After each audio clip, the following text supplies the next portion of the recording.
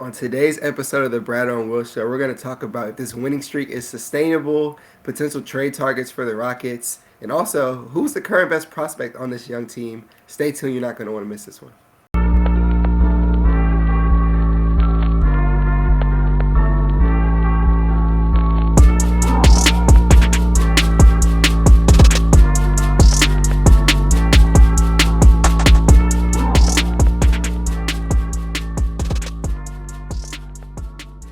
All right, and welcome back to the episode of the Bradeaux and Will Show. I'm your first host, as always, Will. Find me on Instagram, Twitter, TikTok, now the PSF app at Bias Houston. Over there, we've been watching the games live during the game itself, and then afterwards, we got you covered with the post game space on Twitter. Make sure you tap in with that. We appreciate the support you guys have been showing to the YouTube channel as well over here. Continue to like, comment, subscribe. I'll pass out the Brad. Yeah, as always, y'all know where to find me at Bradeaux NBA, Instagram, Twitter, all that good stuff. Even TikTok sometimes. But of course, we do live post game spaces on Twitter. You'll get post game analysis of the game itself. And we're also on the PSF app now, too, if you want to live watch the games with us there. But today we got a special guest. My boy, I've been waiting to get him on. He is stat man like myself, so I'm really happy about this one. But go ahead and introduce yourself and let everyone know where they can find you. What's up, DeAndre? I'm a fan of the show, so this is a big deal for me. Love these two guys. They put on so much for the Rockets community. You can find me on Twitter at Willems, WILLUMZ, and on Instagram at DeAndre for president.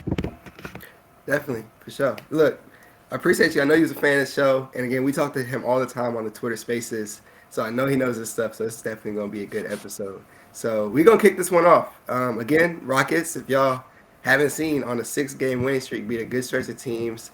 They've been injury-riddled teams. They beat the Lakers, who was missing Anthony Davis. They beat the Pelicans, missing C.J. McCollum. They got some wins here and there with some injuries, so a lot of people are doubting if this win streak is sustainable. They got teams that are shooting very poor from three. Dylan Brooks is shooting very well right now. People don't know if that's going to last. Well, of course, we'll start with the guest, man. What do you think about this Rockets win streak? Do you think it's fluky, or do you think this team was just playing extremely good basketball? I don't think anything in basketball is necessarily fluky. Lady Luck always plays her hand, and for as bad of a hand as we've been dealt the last 3 years, I'm not gonna be mad that we finally got a little bit on our side. In regards to a lot of people saying injuries and whatnot, I just saw the Lakers. Uh, Anthony Davis ended up playing, but they're still a very injury-riddled team. A lot of their lineups in flux. I saw them win an NCAA tournament game against the Grizzlies. A Kings team we blew out twice just went ahead and beat the Oklahoma City Thunder at full strength. I think it's a matchup to matchup thing. I think the most sustainable thing about this is our defense. I think the defense is so far ahead of schedule than I think anyone's wildest expectations. The 1 through 4 switching and the game plan adjustments that Ime is making, we saw against Jokic in the last game. They just allowed Şengün to play one-on-one. And I don't know about you guys. I think he played as good a one-on-one defense on Nikola Jokic as you can. It's still Jokic. He still had, 36, 21, and 11. But if you ended up watching the game, you saw how Şengün was able to take him out of a rhythm. And the help defense that was being played didn't allow for the normal split action off-ball cuts and a lot of the reads that he's used to making out of the post and kind of forcing him to be a one-on-one scorer. So I think the win streak definitely is sustainable. This next game against the Clippers, I think, will be a very big test. They're going to be hungry. I think they're on a 6-game losing streak, ironically. So that'll be both teams will come out ready to fight. I'm interested to see how we look on the road coming off of a 7-game homestand. But I do think it's sustainable. I do think that this team is legit. I think we're a lot farther ahead of schedule than anybody could have predicted. 100% agree. Will, what would you say in regards to that? I agree with DeAndre. Nobody was really feeling sorry for us when we had players out with injury, or when we was like that was that 2021 season where we had, I believe, the most players on a roster in one season. We set the record that year. I think it was like 30-some players because everybody kept getting hurt, or they caught COVID. Nobody cared. It was still we sucked, and so like it's the league, bro. You got to play what's in front of you. But that being said, I think that the way that we're winning, I think even with the injuries, one, we're winning in convincing fashion against most of these teams, right? Like the Lakers, who had Anthony Davis missing, we beat them by 34 points. So it wasn't like they were right there, and if they had AD, they would have won the game. You're like, nah, bro. They maybe he makes it a bit closer of a matchup, but we still blew them out. So like that shouldn't happen whether AD's in the lineup or he's not in the lineup. But I think that when you look at how we're winning these games, it's not because like I think a fluke is it's not to disrespect like what the Miami Heat did like in the their playoff run last year, because I think that like they made it obviously they made it to the finals, they did something right. But if you look at how they made it to the finals, it was because guys on their roster who normally didn't hit an insanely high amount of threes started hitting an insane amount of threes. Like they were getting some insane like I don't want to call it luck, but like I said, guys were stepping up in ways that they were not stepping up in the regular season. Like it was night and day their 3-point shooting. I think that amongst some other things was the biggest reason that they went to the finals. Like I said, I'm not saying that's a fluke. What I am saying is they got a hot streak. The Rockets don't. That's not happening to us. We're not. This isn't a streak that we're going because we got guys who were hitting a bunch of shots. Yeah, Dylan Brooks is I think leading the league in like efficiency right now, or if he's not leading it, he's definitely like one of those guys up there. But Jalen Green is like quiet as kept. He hasn't been hitting shots, right? Like Jabari Smith has been up and down, right? Fred VanVleet, he's had some good games. He's had some games where he hasn't been like, and he like I said, he's kind of still somewhat struggling with efficiency. So it's not like we're winning shootouts. We're not winning games where we're just hitting a bunch of threes and we're out shooting the team. The reason we're winning these games is because our defensive foundation is solid, right? So you're allowed to have those nights where Jalen isn't necessarily hitting his jumpers and Jabari isn't hitting his jumpers, and you know other guys out there maybe coming into their own, right? Like when you look past our starting five, who's the best offensive player on this team? Like, is it Jayshawn Tate? Is that the best offensive bench player? So we're not, like I said, the reason we're winning these games is because of the defense, because we're taking pride in that in. We're locking up.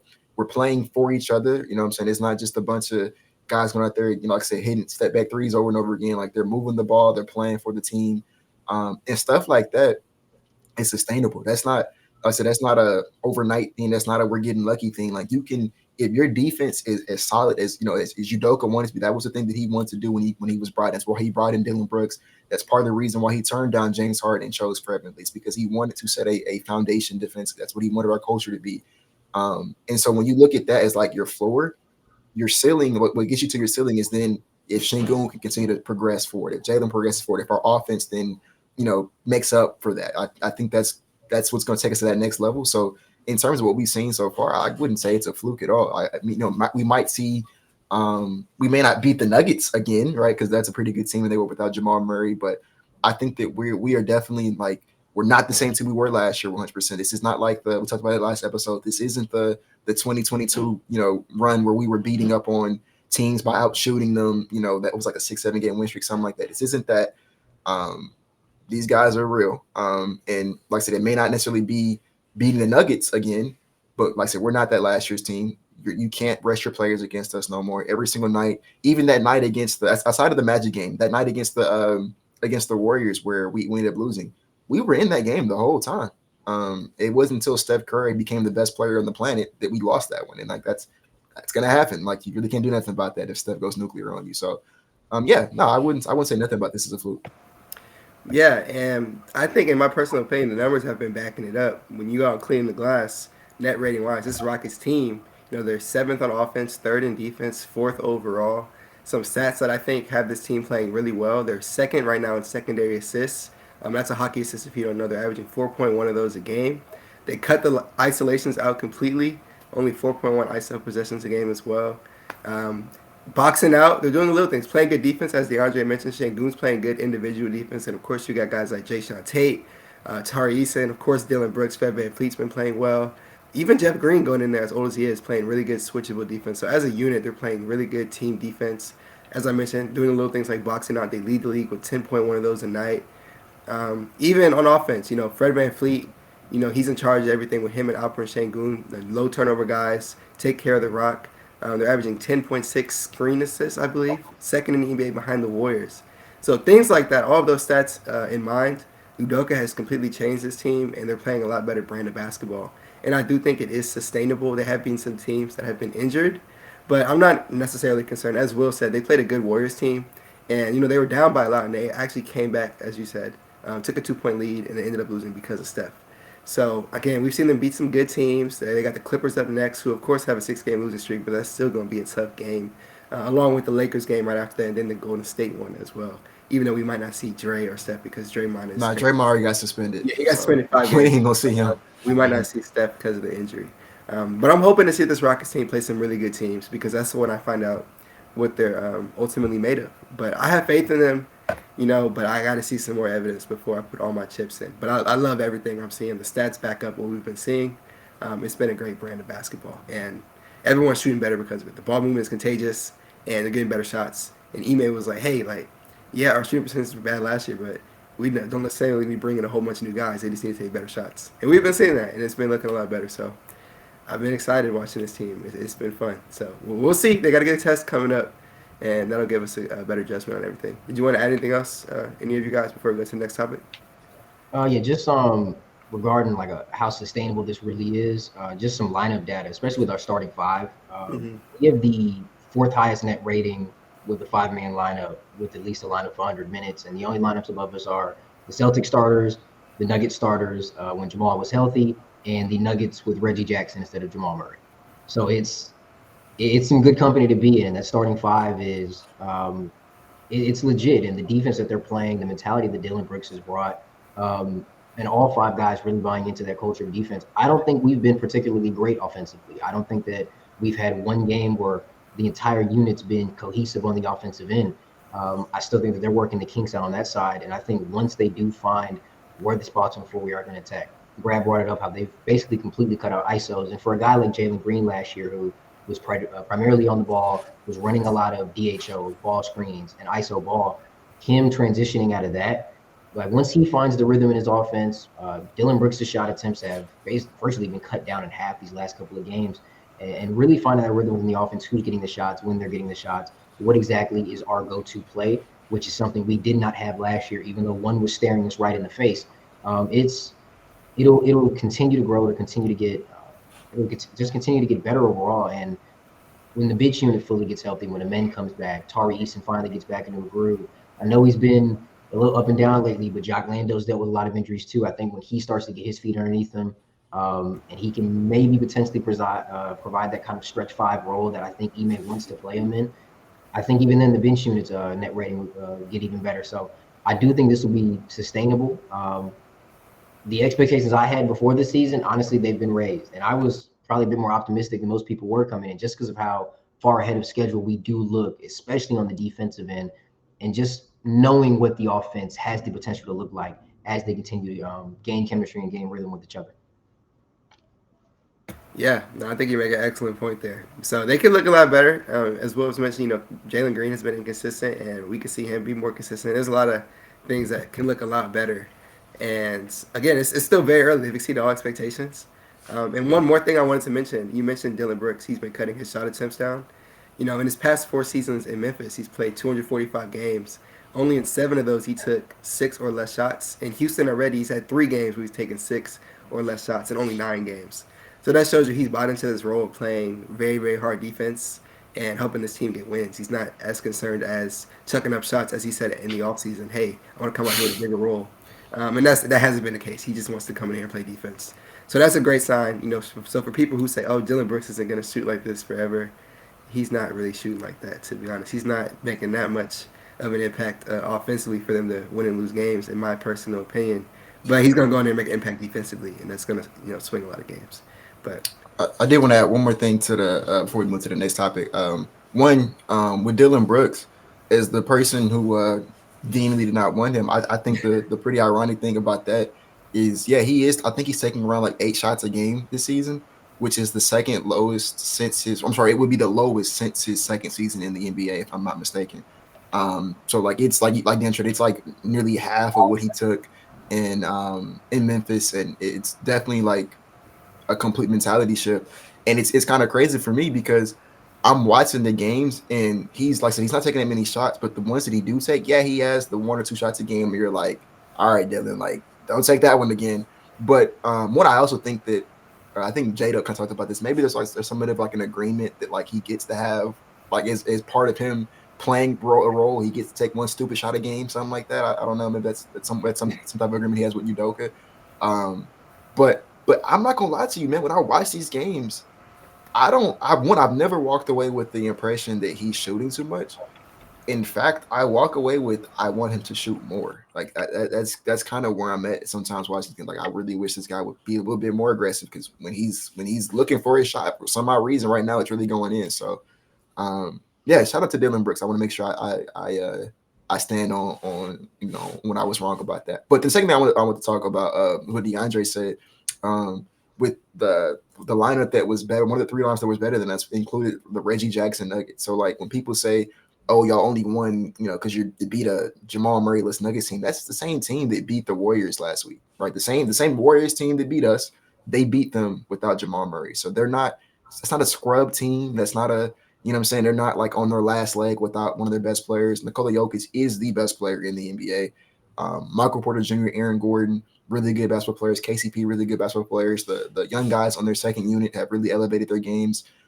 In like a Bruce Brown, Jeff Green absence. So like that's still a good team that we beat. So I'm not letting anybody take that away from us just because Jamal Murray wasn't there. But yeah, that's all I have to add to that. I think we can do that before we move on. Yeah, well, I'll let you kick us into the next segment.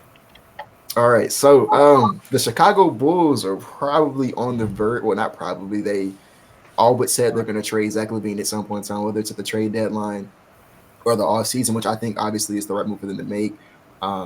They've reached their ceiling, in my first opinion, with this current group of guys. So Zach LaVine is obviously the big chip, and maybe DeMar DeRozan to a degree, but Alex Caruso is the guy I think a lot of NBA teams are going to really be after at this trade deadline. And while we had DeAndre on the show, DeAndre has been pushing the Caruso to Houston agenda for as long as I've known him. So I thought it was like no better person to come on the show and like make the case for why Alex Caruso should be a Houston Rocket than the man himself.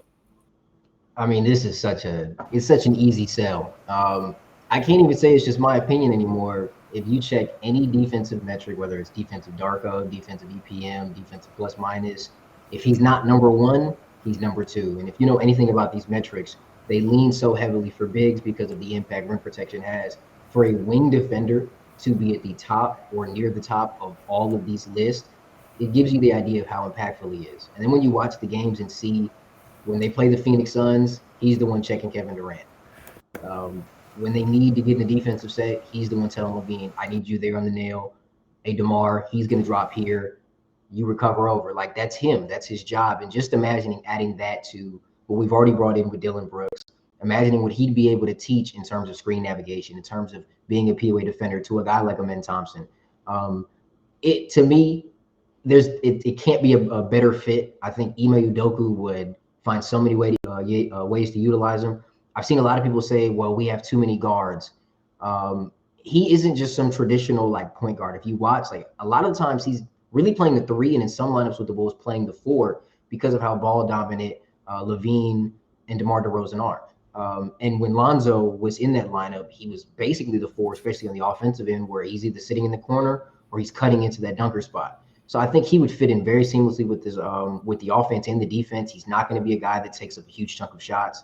And his contract is affordable. He's only making, if I have the number right in front of me, $9.56 million, which is only $90,000 more than the Oladipo contract. So that's a great salary matcher there. And when you've got him on lock for the next 2 years at least.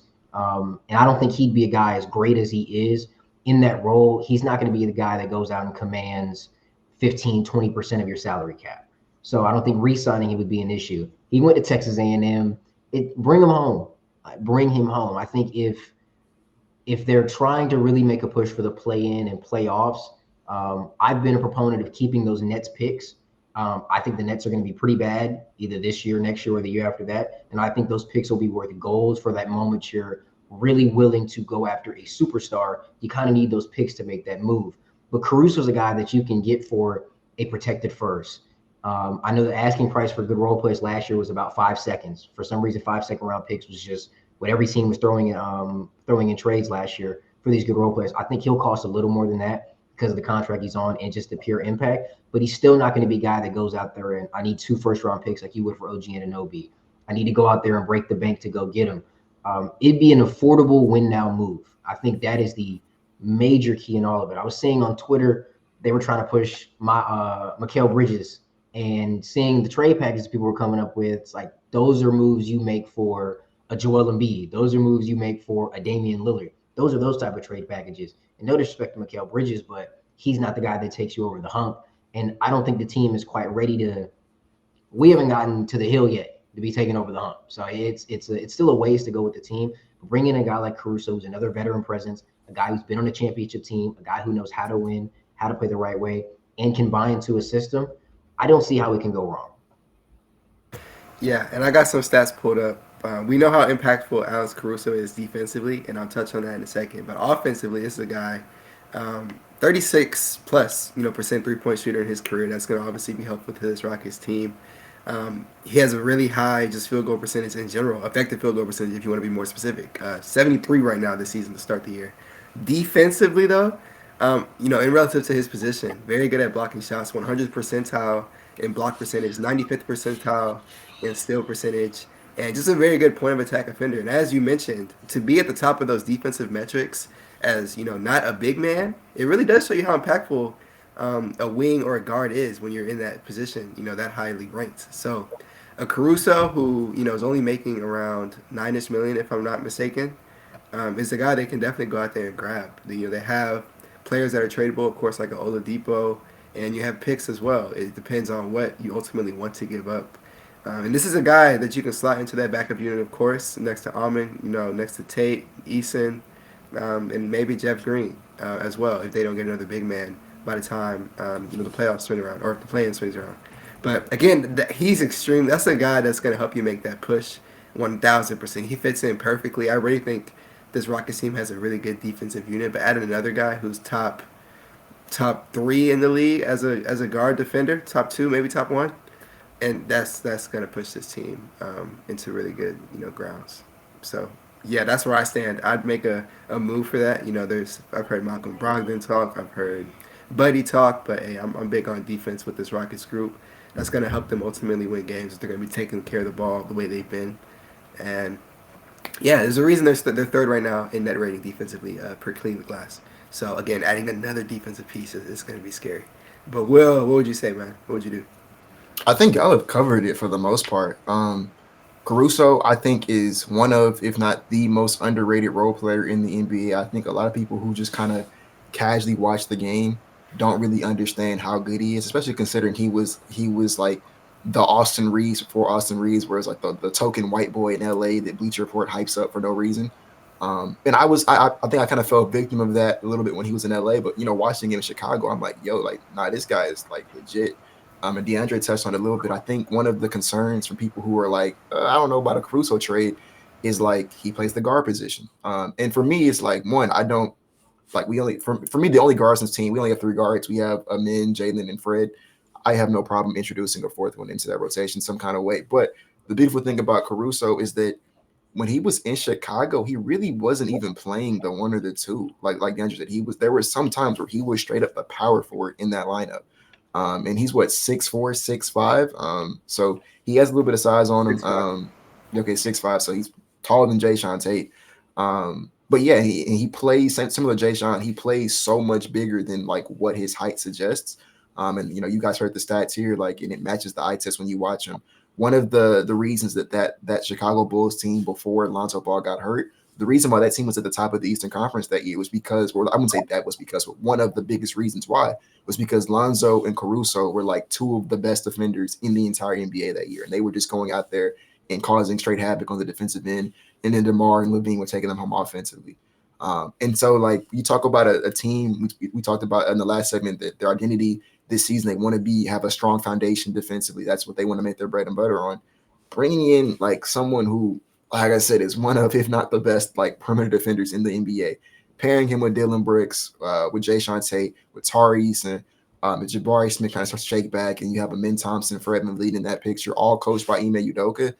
I mean, the only two guys in that group that's like, I'm sorry, our rotation pieces that's not like either already an elite defender or is going to be an elite defender, we hope, is just Jalen and Şengün. Like, that's it. Everybody else in the rotation is a good to great defender right now. And so, yeah, I think that's like super duper scary for opposing teams if we get them. I don't know if it's a hot take. DeAndre kind of touched on it a little bit with his asking price. I do believe that NBA front offices are going. I think there's going to be a bidding war for Caruso. I really do think that there's going to be a lot of teams like pretty much almost every team in the NBA who has aspirations of being outside of the worst team in the NBA. I think everyone's gonna put an offer for Caruso. Because like I said, he's on such a really good contract. That's he's under contract for more than just this year, and he's not making that much money anyways.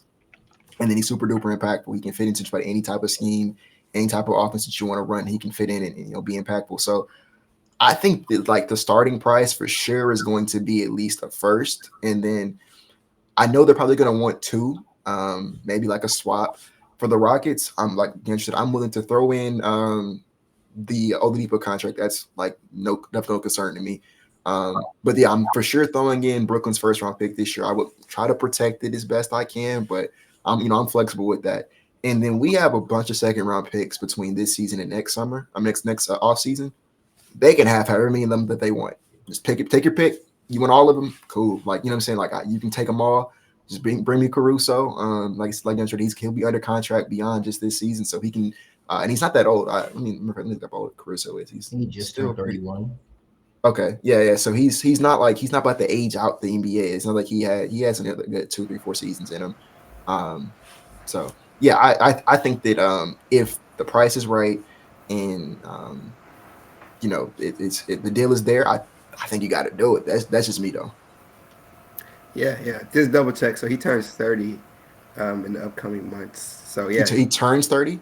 yeah, he's still 29 right Okay, now. so yeah, So he got like he got 5, 6 years in him, man. 4, 5, 6 years. yeah, he's gonna be good. So yeah, that puts a wrap on that conversation. But yeah, as a trade target, I think Caruso would be at the top of all of our lists. It just makes sense, contract Either wise. him or Capella. Or For me. Capella too. We didn't even talk about Yeah. Capella. Just with Landau looking the way he has, and Clint, if you missed it, Clint went on Twitter Spaces and just said, "I'd have to look for the exact phrasing, but he said he wouldn't be opposed to coming back to Houston ultimately." So, hey, Clint, Caruso, whatever they want to do, get a defensive guy in there to help this group, and this team's gonna be cooking. But for our last topic, we've had some discussion. Obviously, we have our guy Alperen Şengün, who's been playing at an extraordinary level. He's exceeded all of our expectations. We knew what he was always going to be offensively, but now we're seeing what we're seeing defensively, and that kind of changes everything. And we have a coach that's actually utilizing him, so we see these assist numbers skyrocket um, and everything. Like right now, 16, 8, and 6, 62 true shooting percentage. Only people to do that for a full season, I want to say, is Nikola Jokic, LeBron, and Michael Jordan. I looked it up earlier today. So that's what he's doing right now. And Sabonis did it once as well. So he's playing at an extremely high level, but you also, of course, got high potential guys on this team too. Jalen Green, Amon Thompson, Jabari Smith Jr. We've had some discussions spark on Twitter. We'll start with our guest. Who would you say is our best prospect, or in your terms, highest potential prospect? I think if you're looking at highest potential, this is more of a guards league now. Obviously, we saw what Jokic did last year, and we all believe that Alp can become a version of that. Maybe not quite to the heights that Jokic was able to take the Nuggets. If God willing, I'd love it if he could. But I do think in terms of just pure potential, it is Amen Thompson. To have a guy that is 6'7", and I'm looking at this. I was at the OTE Pro Day, and this was from a year ago, and I think he's a better athlete now. 44-inch vertical, a 2.97 3/4 quarter sprint. That would have been the fastest in NBA Combine history, and elite in the lane agility drills. And look at the natural instincts that he has, the IQ, the feel for the game that he has. And he's not a good shooter yet. He's not even a league average shooter. But if you saw where his jump shot was 3 months ago, and you just compare it to now, it's the leap he's already made to me is substantial. We heard all the rumors about his work ethic. I got to be in the facility sometimes and see him in the corner taking a nap in the facility. Like he is a absolute gym rat that is dedicated to getting better at basketball. Like him and Asar, we're seeing what Asar is doing in Detroit, despite how bad they've been. He has been phenomenal on the defensive end, and I think a men's game will look a bit different because of the role offensively he will have as more of a primary ball handler and advantage creator, not just a connector of what Asar is doing in Detroit.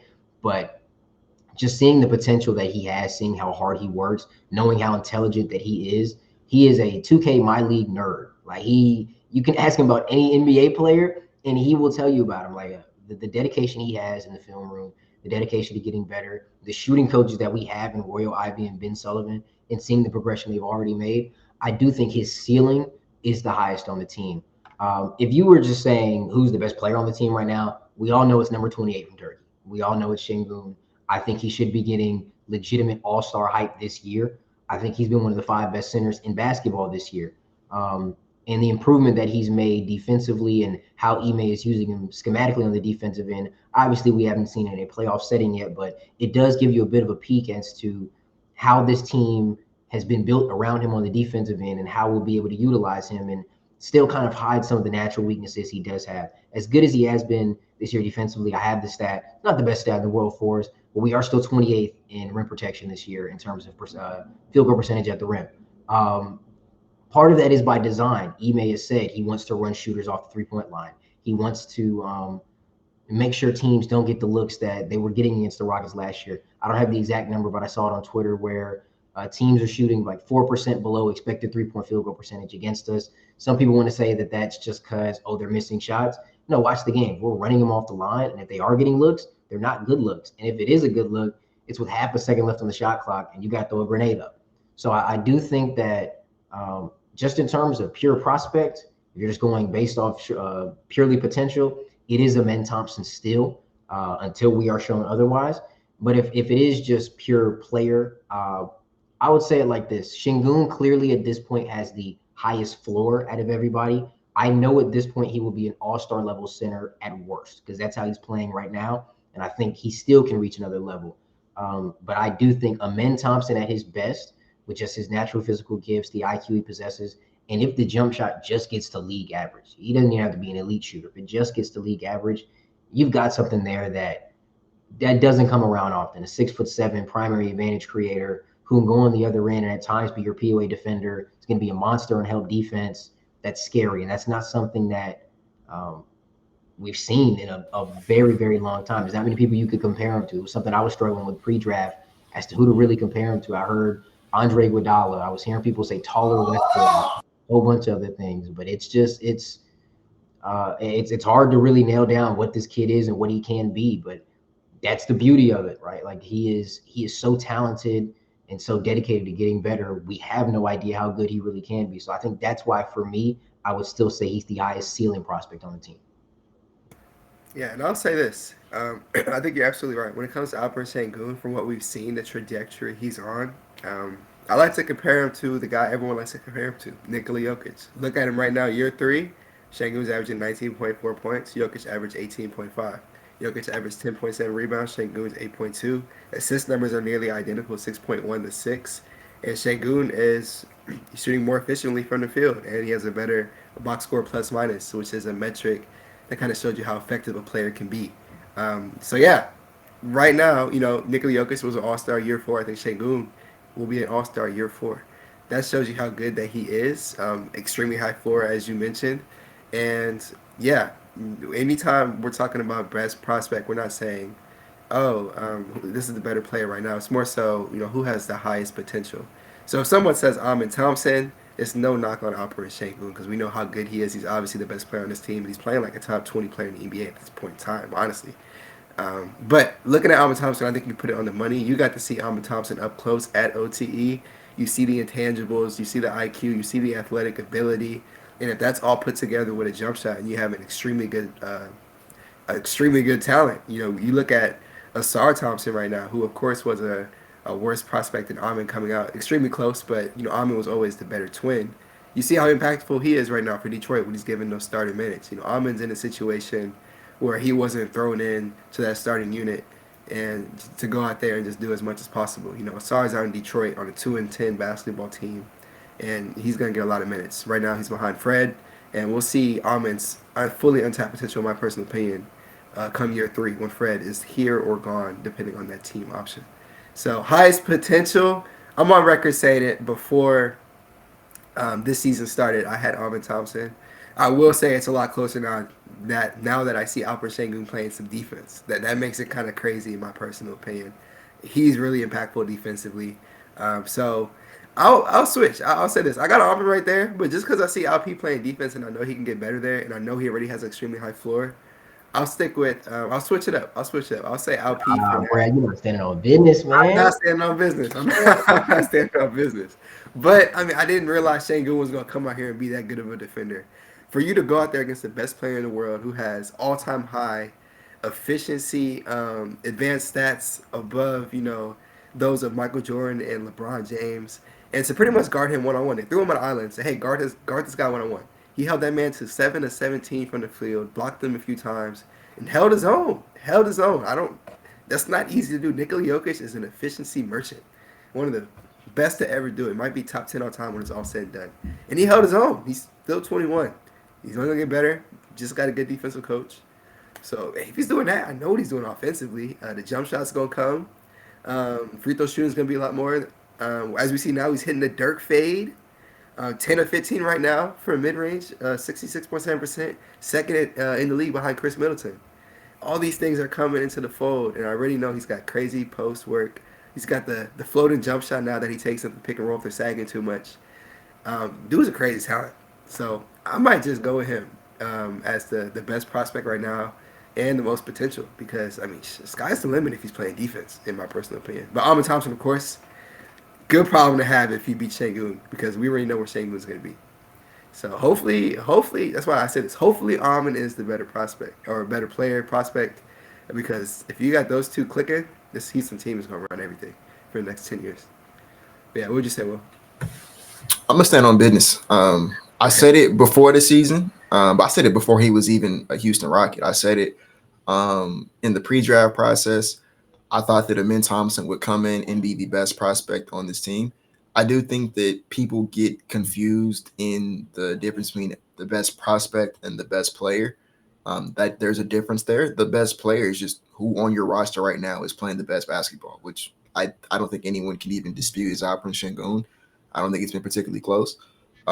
So yeah, he's the best player, but a prospect is all potential based. That's all just projection. It's people talking about, well, how can a man be the best prospect if he hasn't played an NBA game yet? Because that's what I was saying this over the summer. I'm like, it doesn't matter. Like that's not what a prospect is. You know what I'm saying? The prospect isn't.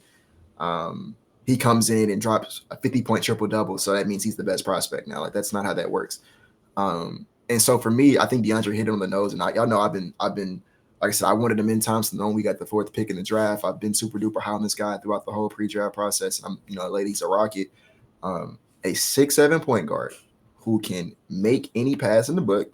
Every last one. There's not a single pass he can't make, and because he's 6'7", there's not a single pass he can't see.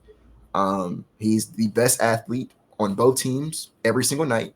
There's not that many guys in the league who are more athletic than him.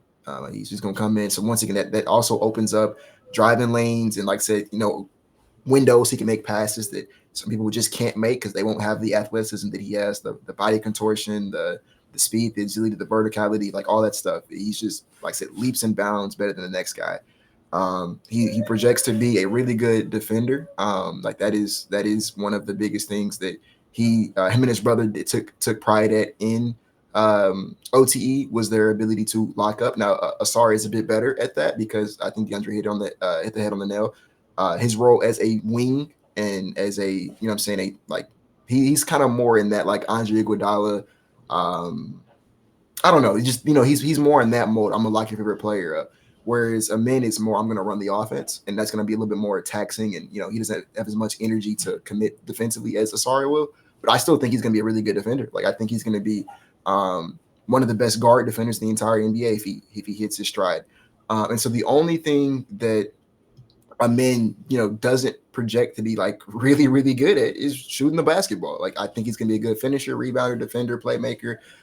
He has the IQ of a tenured vet. He does things that most players his age, or most players, period, don't do, let alone players his age. He's able to, I'm saying how many guards do you guys know set screens, off ball screens? He does stuff like that. How many guys are able to recognize cutting angles and just the different like nuances of the game that don't necessarily show up in the box score. He's really good at that stuff, and he's only 20 years old. And like I said, there's not that many guys, period, who can do those things, let alone guys who are that age, who are like processing the game at that speed. So I expect all that to get better, obviously. The only thing he has to do is just get to a point where he is somewhat close to league average in terms of shooting the basketball. And I think if he does that, which, as DeAndre pointed out, we talked about on the show all the time, he is a gym rat. He's a gym rat, and he knows that's what's going to be keeping him from reaching his ceiling. It's going to keep him off the court in the playoffs, all that good stuff. He knows. And so he's already made significant strides. I don't know if we talked about this on the show on a space before, but I know I've talked about it. If you just want, and we're amongst family here, so I can speak it. There is a OTE video that dropped. I think it was over the summer. I don't think he was a man was a Rocky You're yet. I talking about remember the shooting video? The shooting me and video? Brad were Yeah, recording a yeah, yeah. podcast episode, and the video dropped. And I'm like, oh yeah, this is content. Let's go see what's going on. Like, we might get some clips to post on Twitter. Bro, I cut that thing on. I said, no, this can never leave, never leave this call. I can't let nobody see this video because it's bad. He's missing floaters, missing like airballing shots. It's terrible. But the point I'm making is that if you look at his form then, which was just a couple months ago, and then look at it now, oh my God, it's night and day different. It's so much. And it's not perfect now, but it's so much better, so much more fluid and repeatable. He's already made really good strides, and I think that I forgot what percent he's shooting for three, but I know it's on like extremely low volume. I don't think that really reflects how good I think he can be just this season. Let alone, like I said, as years go by and he gets to continue to practice and get more reps up, I think he's gonna I don't think there's nothing he's gonna have a problem with. I think he's gonna be a fine shooter. And so while I do believe that Alperen Şengün is obviously the best player in the league, and I've had to do my own reevaluating on him because, like Brad said, bro, the defense he's playing right now. Not only is like my concern with Şengün and like my desire was that he wouldn't be a negative. If you can just be a neutral, I can make it work. He's a positive right now. Like not only is he not a neutral, bro is a legit positive. I think he, like we talked about it on the last episode, I think he did as humanly best possible as anybody can do in Nikola Jokic. Jokic is going to go off no matter who you put on him. But in terms of like one-on-one, stand your ground, make it tough on him, I think Şengün did as good of a job as anybody could ever realistically do. And then I also want to give some love to Jalen Green. I think that because he is not necessarily taking the leap we want to see him take immediately this season, that people are kind of forgetting that he's a really, really talented young player as well. Like for him, it's a lot less, he hasn't actually actualized that talent and that potential just yet. But I still believe it's there. I haven't sold my Jalen Green stock yet. I think that, yeah, man, the things he's gonna be able to do with his athleticism and his shot making ability. I struggle to now that Şengün's a really good defender. I kind of don't know who is gonna be better out of him and Jalen no more. I think it's a conversation now.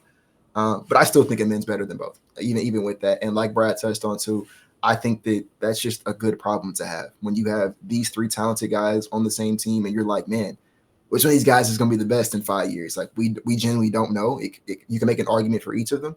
I think that's just the definition of a good problem. I think that if all three of them hit somewhat close to what like their ceilings can be, I don't see how we're not a force in the West for many years to come. Like that's a scary trio right there, and that's not even including whatever you get out of Jabari and Cam and Tari Eason and whoever else you kind of bring into this fold, over the couple of years. So, yeah, I'm gonna stand on business. I still think it's a men. I argue against anybody, but I think there's really no wrong answer at this point in time, honestly. Yeah, really not a wrong answer. Fun conversation to have. Hopefully, we do have that good problem in the years to come. But ultimately, if you guys have nothing else to add, DeAndre, do you want to add anything else on that conversation? Oh yeah, just to touch on Jalen a little bit. Yeah. I know the start of the season offensively hasn't necessarily been what a lot of people have expected, especially coming out of the end of last year, the role that he had, and expecting him to come to the offense with a bit more spacing, a bit more ball movement. I will say though, I love how he's processed the game this year. I think the way he's processed the game has been so much better. That Denver game really showed me that was the worst shooting night he's probably ever had in his life. And I honestly think that was one of the better games he's had as a Houston Rocket.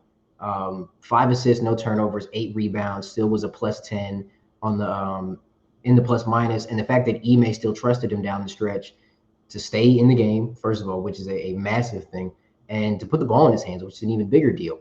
I do think he makes some reads in that Denver game he doesn't make last year. I think the fight that he has on the defensive end this year, I think the pre-switching defense that Ime has run has greatly helped him out on the defensive end. I think just as he continues to get stronger, which will alleviate a lot of the weaknesses he does have now in terms of finishing, in terms of balance on his jump shot, and on the defensive end where he can get bumped off his spot sometimes. There's no reason you should be selling your Jalen Green stock right now. I think the entire conversation about him being a winning player He's shown you this year, and it's a 9 game sample size, but he has shown you I don't need to score to still be able to impact this team. He said it throughout. It became a joke throughout the summer of I'll do whatever it takes to win. I'll do whatever it takes to win. And obviously, it's the cliche thing everybody says, but you can see that he's bought into this. You can clearly see it. I think last year, if he goes 1 for 13 in a game, his head's down, he's jogging back on defense, and he's just out there. And he's probably gonna take another 13 shots. But seeing how he reacted last night, or not last night, last game, seeing how the confidence that I think he's continuing to build in the coaching staff and his teammates and in himself on both ends of the floor, and how good Alperen Şengün is and how their games mesh together, it's such a perfect recipe. I always had thoughts of how these guys fit together when Stone was putting these teams together and drafting all these guys. Now I see the vision. I really do see the vision of Jalen playing more off ball role, coming off of DHOs. I'm in being able to create advantages. You can throw it to Şengün whenever you want, and he's scoring. Jabari being the spot up guy that we thought he could be coming out of Auburn. And now you got this guy in Cam Whitmore coming out of nowhere. We don't know what he could be. I know he's going to give me 15 a night if you give him the ball, though.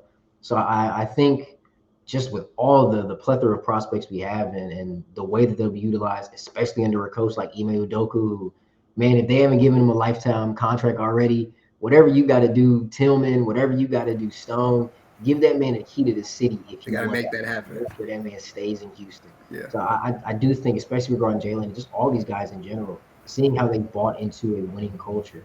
Just touch on Jabari too. I saw the interview today. I think Rafael Barlow posted it where they asked him about getting benched for Jeff Green, and he could have gave some sulk answer. Well, I don't want to play, yada yada yada. Said no, I need to learn. It wasn't my night. It was Jeff's night. And me being on the bench, seeing what he's doing, it's a guy that's won a title. I can learn from that. All these guys have bought in. All these guys have bought into the idea of accountability and knowing you have to earn your keep.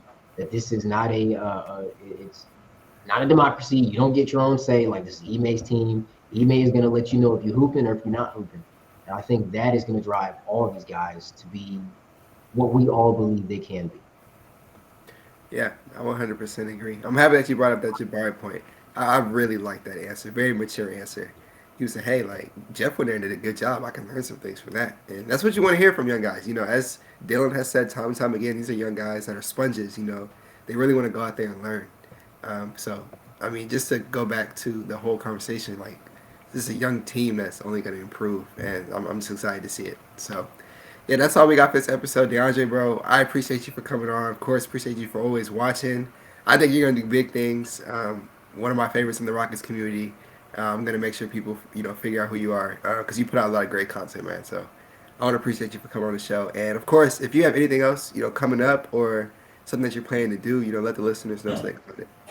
Nothing too major coming up, really. Just working, trying to put out more content for you guys. These two, man, like they put on for us. They put on for the Rockets community, not just the Rockets community at this point, for all of NBA Twitter now. Like, these guys have. I know y'all have seen Brad on Bleacher Report. You've seen Will on ESPN by now. Like, these guys are really putting on for all of us. So, just giving my love to these guys, my appreciation, because like they're where a lot of us want to be in the community. So just seeing them, and when Brad asked me to come on the show, man, we tried setting it up about a couple weeks ago. Some things happened. I was dying to get on, man. I'm just glad I could finally come out here.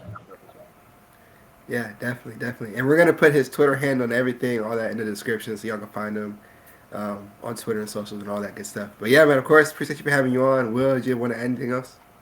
I should say, same thing Brad said. Appreciate you for coming on the show. One of my favorite follows, closer friends I have on Twitter now. So make sure y'all definitely tap in. We're gonna make sure y'all get his socials so y'all can tap in on what he's doing. He made some really fire graphics for free agency. I saw he had one a couple of days ago. With the MVP race, I believe. And so yeah, like he's doing some big things. I believe a lot in this guy right here. So yeah, make sure y'all get on the bandwagon before it's too late. With that being said, I think I'll do it for this episode. We'll see you guys next time.